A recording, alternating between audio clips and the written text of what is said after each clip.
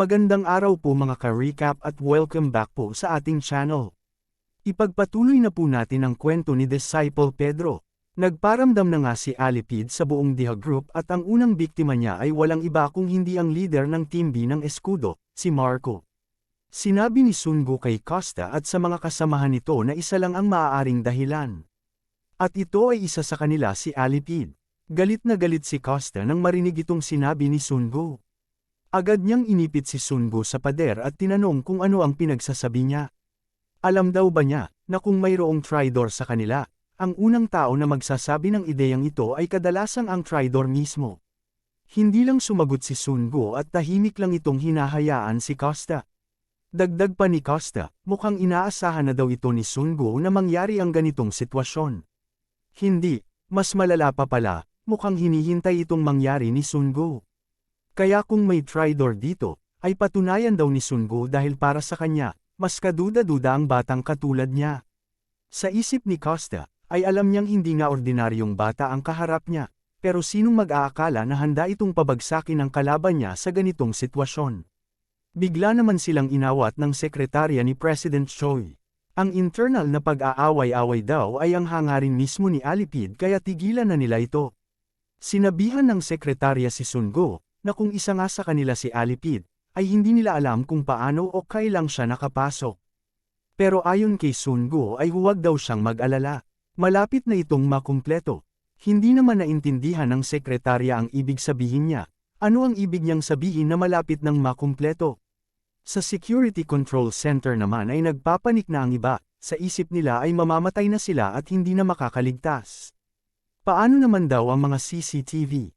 Ayon sa isang lalaki ay tapos na nilang i-analyze ito pero sa nakalipas na 72 oras ay walang may nakapasok sa gusali. Pinaghihinalaan na nila si Sanchez dahil siya daw ang pinakamalapit kay Marco at palagi nitong kasama. Si Sanchez din ay kakasali lang sa grupo kaya baka siya nga daw ang traitor. Sa isip naman ni G1 ay napakatalino naman ni Alipid. Nagawa daw niyang taniman ng duda ang bawat isa sa Escudo at pinaghihinalaan na nila ang isa't isa. Nakagawa siya ng butas para makatakas. Kung isa siyang klaseng tao na pinaglalaroan ng mga tao, sigurado mag-iiwan siya ng mensahe. Bigla namang napasigaw ang isang nagbabantay ng CCTV. Nagpakita na daw si Alipid. Nagpakita siya sa isang hallway. Maririnig na tumatawag ang mga security ng backup sa ika-14 na palapag sa hallway. Nagsimula silang paputukan ang hindi makitang lalaki.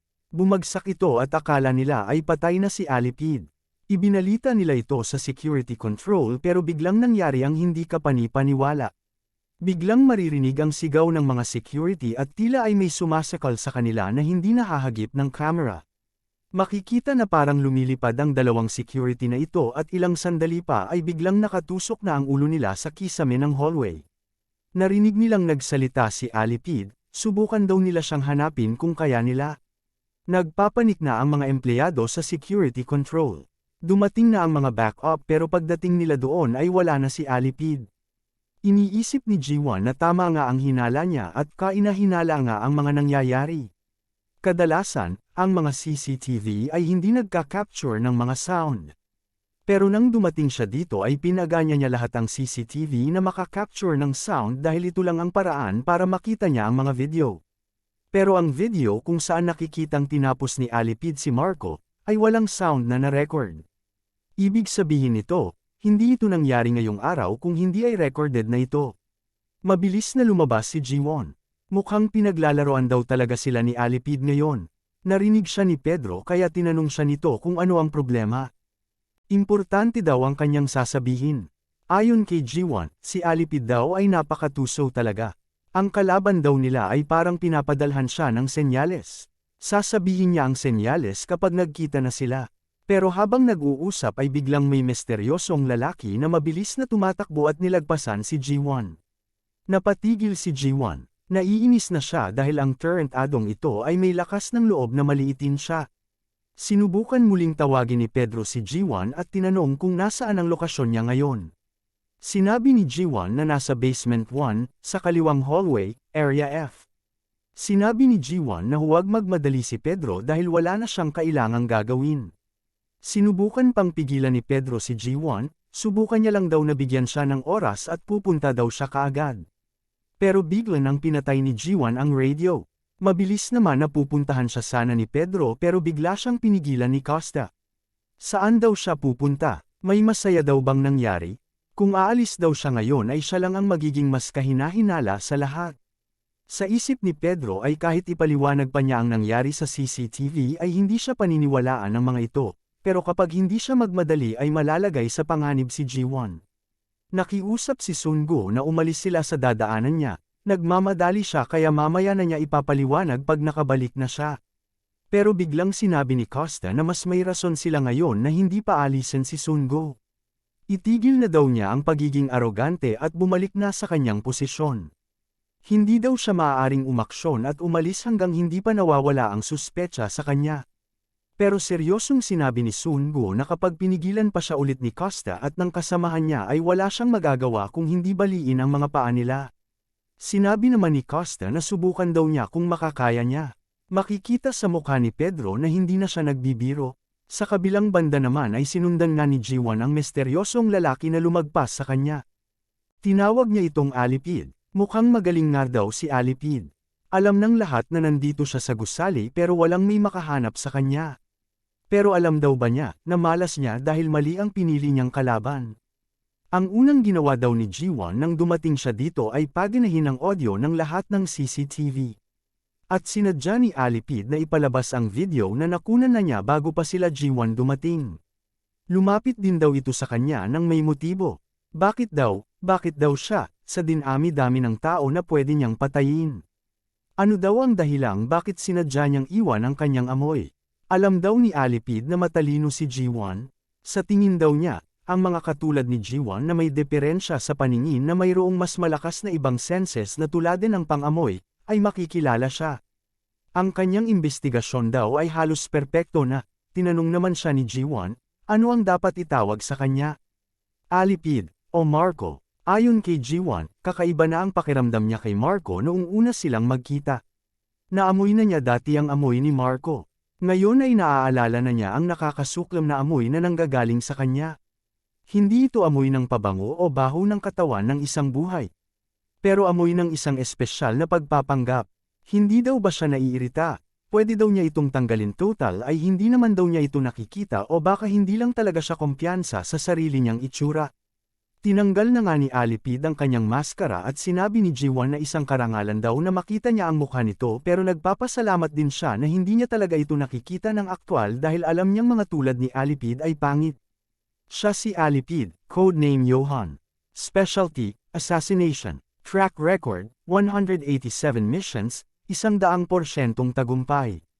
At higit sa lahat, isang disciple. Sasabihin daw sa kanya ni Alipid kung bakit niya sinut ang mukha ng kanyang pinatay at nagpakita sa kanya. Isang dahilan ay gusto niya daw magkita silang muli.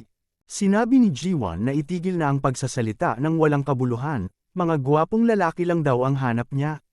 Tinanong siya ni Alipid kung magiging maayos lang ba siya at agad namang sinabi ni Jiwon na hindi. Ayon kay Alipid, mahihirapan daw ang katulad niyang bulag na kalabanin siya. Natawa lang si Jiwon at sinabi na mag-alala ito sa sarili niya. Pero sa isip niya ay parang may kakaiba siyang nararamdaman pagpasok pa lang niya sa loob ng kwarto. Pakiramdam niya ay parang may kuryente sa hangin o kung anuman ang ginawa ni Alipid. Pero hindi na ito mahalaga dahil hawak naman niya ang isang bagay. Ang kadiliman. Biglang sinira ni Jiwon ang switch ng kwarto at namatay ang lahat ng ilaw. Mukhang alam na ni Alipid na papatayin ni Jiwon ang ilaw. Mabilis na nawala si Jiwon sa harap ni Alipid. Napakatalino daw ng diskarte niya saad ni Alipid. Ginawa daw ni Jiwon na maglaban sila ng may parehong kondisyon. Gusto daw ba talaga siyang makalaban ni Jiwon ng patas? Ano daw ang pinagsasabi niyang patas, tanong ni Jiwon. Ang mga tao daw ay may tinatawag na neuroplasticity. Kung mawawala ng isang tao ng isang sense, ang ibang senses nito ay pupunan ang kawalan nito. Nawala nga ang kanyang paningin pero sa pamamagitan ng kanyang training, nakamit niya ang bagong sense na wala daw sa kanya. Ito ang echolocation. Ito ang sense na nalalaman ang mga bagay sa pamamagitan ng sound waves. Kaya hindi daw sila patas. Sa kadiliman, si Alipid ay kanyang biktima. Mabilis na inatake ni Jiwon si Alipid at napa-atras ito sa kanyang mga atake. Bagsak si Alipid at tumama sa isang pader. Ayon kay Alipid ay mukhang isa si G1 sa mga killer ni Father Gabriel at tila nakatanggap nga siya ng espesyal na pagsasanay. Lahat daw ng nagagawa ni G1 ay mahusay. Kung ganoon daw ay hindi na siya magpipigil pa dahil alam na ni Alipid ito. Huli na ang lahat, kahit isa pa siyang disciple, kung hindi daw siya makakakita, ay parang isang normal lang siya na tao. Ibinato ni G1 ang kanyang baston kay Alipid. Nasira ang ibang linya ng kuryente sa ginawa ni G1. Sa isip niya, sa 5 senses ng tao, 80% na mas mahalaga ang paningin kaysa iba. Kaya hindi niya dapat maiilagan o mapipigilan ang ataking iyon. Pero paano niya daw itong nagawa? Hindi niya iniwasan o sinangga ito. Sinalo niya ito na para bang nakakakita siya sa dilim. Ibinalik sa kanya ni Alipid ang sinabi niya kanina. Ang mga tao daw ay may tinatawag na neuroplasticity. Kung mawawala ang isang sense ay pinipunan ito ng ibang senses. At dahil daw dito, ay hindi siya matatalo ni G1. Dahil siya, ay ipinanganak na bulag. Sa isip ni G1 ay tama nga siya. Ang kakaibang nararamdaman niya sa hangin kanina ay dahil sa bagay na ito. Isang napakataas na frequency na pinapalabas ni Alipid. Sinabi naman ni Alipid na nakakahangang natutunan ni G1 ang echolocation.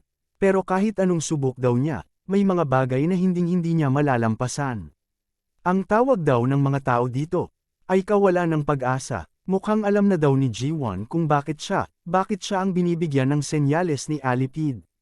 Sinabi ni Alipid na tama nga siya. Dahil ang mga bulag na tao ay sagabal. Makakaligtas kaya si G1 kay Alipid o huli na ang lahat para maabutin siya ni Pedro. Alamin po natin yan mga ka-recap sa susunod na mga kabanata. Maraming salamat po sa panunood at sana po ay nagustuhan ninyo. Please like our videos po and also subscribe to our channel. See you soon. Bye!